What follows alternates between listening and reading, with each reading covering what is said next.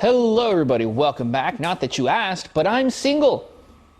Voluntarily or involuntarily. Haha, who knows? I don't know.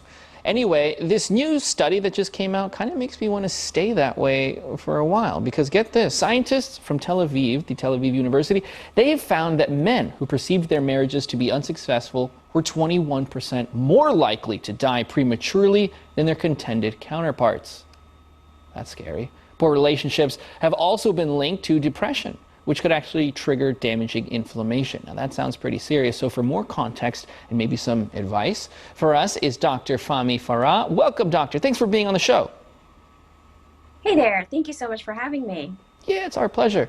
So that is a very jarring number, 21% more likely to die prematurely. Explain how this is possible, how things really work. Give us some context here, because hearing that word, it's like, those numbers is just kind of like startling. Yes. Well, first of all, I want to your comment, make one comment that this should not be deterring anyone from getting married, because we did have Yes. earlier studies that have shown that married people actually live longer because of the positive perks of being married. But going back to this study, yes, it did show, as you said, 21% increased risk of, dying early in an unhappy marriage. And why is that? Part of the reason is probably the stress. You know, when you're unhappy, you tend to do things that are less healthy. For instance, depression, as you mentioned, is one of the consequences of being in an unhappy marriage. Stress is known to be linked to heart disease, like heart attack, stroke, things like that. So these people are more prone to having cardiac risk factors, high blood pressure, high cholesterol.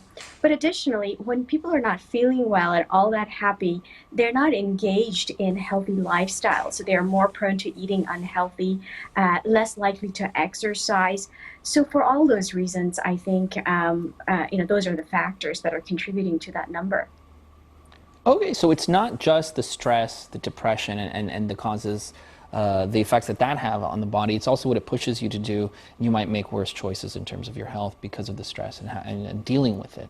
That's an interesting point.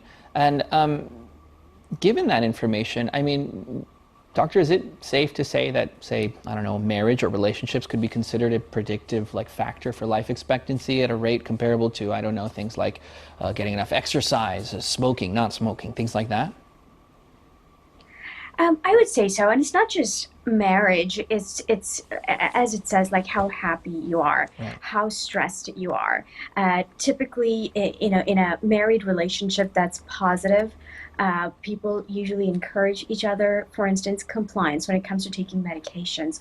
We know that people who are married, they're more likely to be compliant with their medications for things like diabetes, high blood pressure. Same thing with heart healthy diet. People who are in a healthy relationship, they encourage each other, and that aspect is usually missing. So yes, to that aspect, there is some link.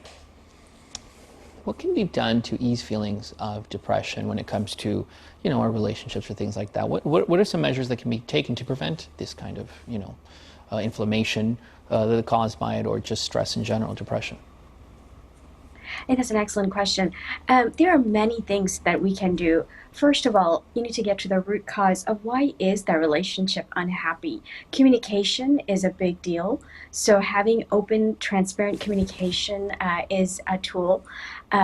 Stress management, as in any other situation, seeking counseling, talking to someone, engaging in healthy lifestyles, even on your own, when you're seeing that it's not working out, seeking advice elsewhere.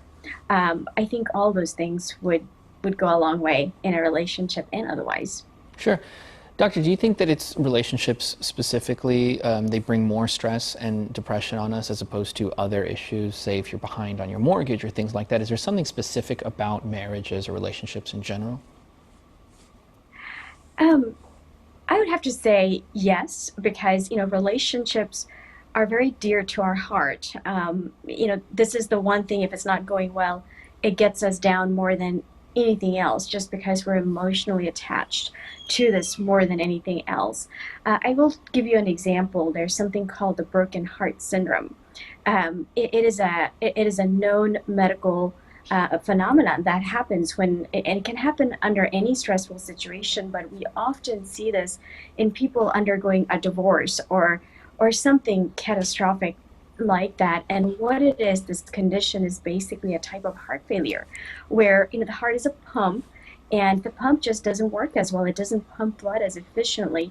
And people typically show up to the emergency department with signs of heart attack when they're having this condition. So it's not benign at all. And to answer your question, yes, I do believe that relationships have a much bigger impact on our health and our overall mind, body, soul compared to any other type of stress. Wow. So next time I say that my heart is broken, my friends can't tell me that I'm overreacting because there are some signs behind it. Doctor, thank you so much for coming on the show. We really appreciate it. Ladies and gentlemen, that is it for LX News. Thank you so much for sticking around. See you tomorrow. Bye-bye. Have a great day.